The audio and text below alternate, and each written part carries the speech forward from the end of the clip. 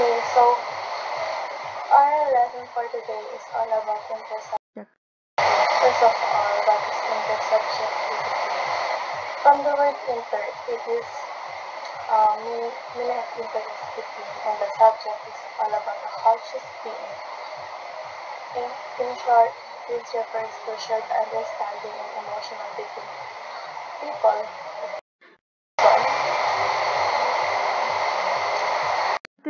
Intersubjectivity, according to Shep, is sharing subjective experience with others while we have our own personal realities. We are also part of a common world, therefore, we must recognize others as part of our lives and treat them with care and respect.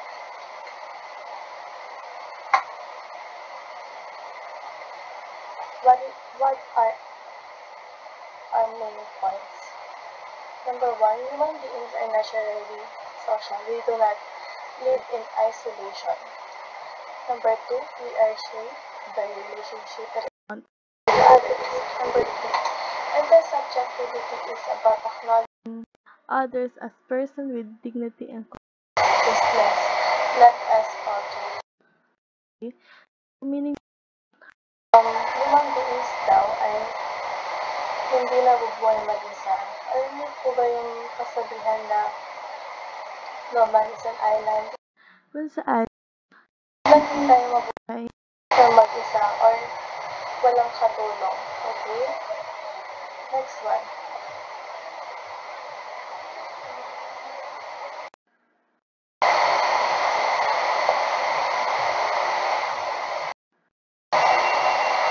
Philosophers on intersubjectivity. According to Confucius, human-heartedness to achieve harmony in society with intersubjective through practical action, not just ideas or intention. Advocated for loving others through daily behavior, especially in family and community relationship. Meaning nito, i-treat natin yung iba na may compassion and kindness or like kabaitan sa atin. Okay? Hindi, like, i-treat natin sila na parang normal na tao. Hindi natin sila i-treat na bad guy man or anything na masama. Next one. By Martin Buber, Ido and I-It relationship. Ido, a mutual, respectful subject-to-subject relationship. I-It, a subject-to-object. Okay. Sa Ido, ito yung kung saan tinitreat natin yung isang tao kung ano sila. Hindi natin tinitingnan yung background information nila or yung mga culture nila or kaya yung kinalakayan nila. Sa subject to object or IT, ito naman, dito nangyayari yung parang ginagamit nila yung tao. For an example, may one girl na nakikipagkaibigan dun sa isang girl, pero ginagamit nila ito para bilan siya ng kung ano-ano. That is subject to object, okay? Next one. Karol Wojtyła. Okay? According to Karol Wojtyła, human beings are not isolated. They exist in a community of persons. Our action and identity are formed in the context of relationship and shared experience. Participation allows people to find meaning to others a shared view. Okay. As Carol said, na yung actions daw natin ay may pinaka-relationship with others.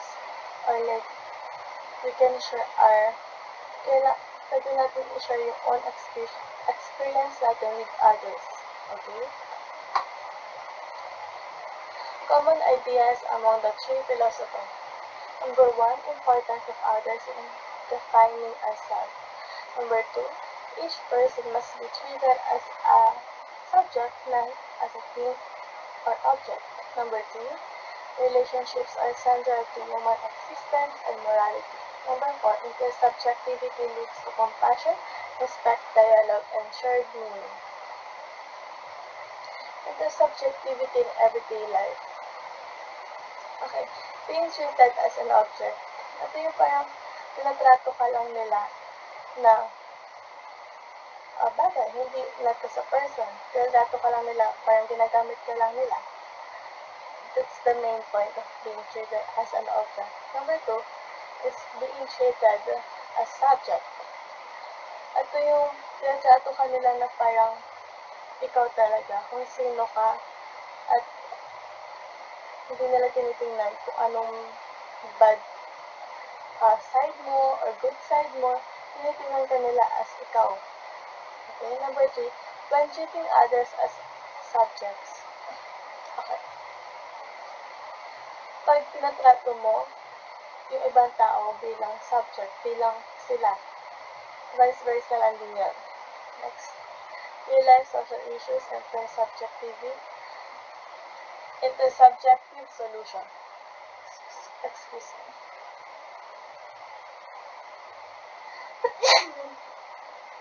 Okay, I'm sorry. First one, mocking people with disabilities. Intersubjectivity, respond.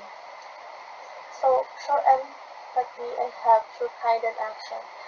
Di ba pag may nakikita tayong people na may disabilities, yung ibang tao, nagpapakita sila ng pagmamak nila or nagkinagaya nila yung may disability na tao, ang magandang solution about that is show kind action. Like, pakita mo sa kanila na they are normal.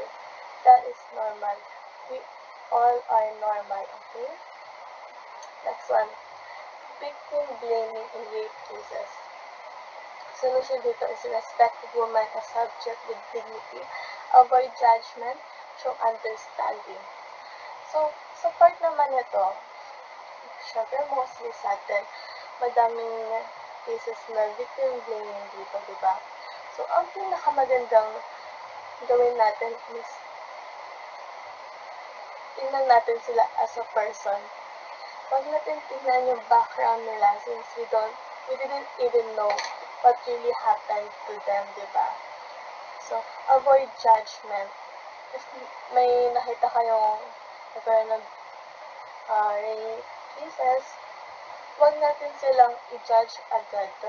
Kasi, hindi natin alam ano yung talaga yung nangyari. And we need to show support sa kanila kasi, syempre, traumatizing yun. Next one, blaming the poor for poverty.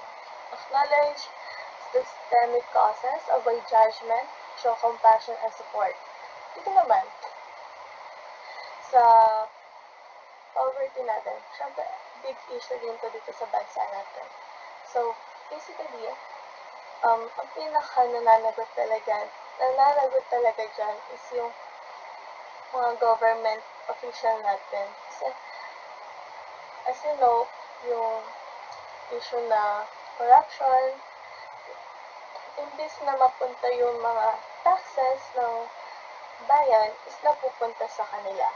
Imbis na mapunta yun sa mga batang hindi kaya makapag-aral, yung mga batang hindi kaya bumili ng mga gamit nila para sa school, o kaya yung mga poor people na hindi kaya bumili ng mga pagkain,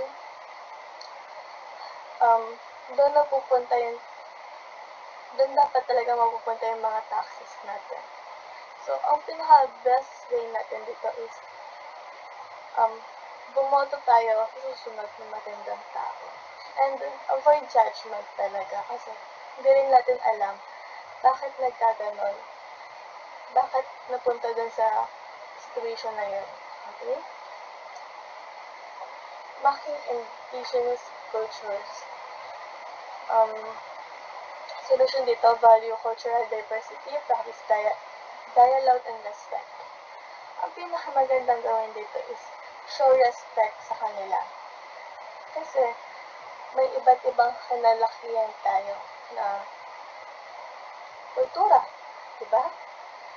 Yung ibang tao, kinalakihan sa ganyan, ibang tao sa gubat, gano'n.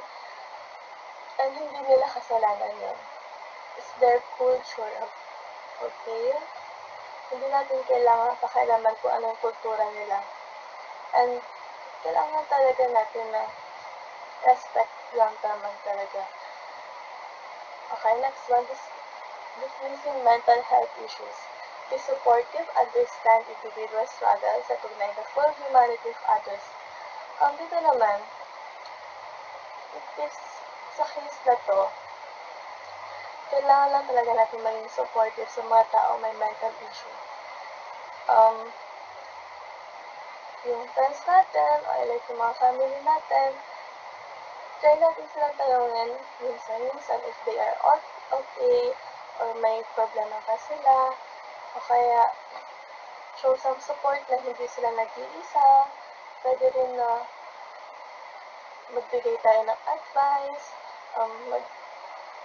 show tayo na nandyan lang tayo sa kanila para ma-avoid yung gantong issues na nagkakaroon ng mental health or kaya kung ang worst pa is mapunta sa suicide. Okay? So, show support talaga and huwag natin i-blame sila. Okay, that's it, I think. Thank you.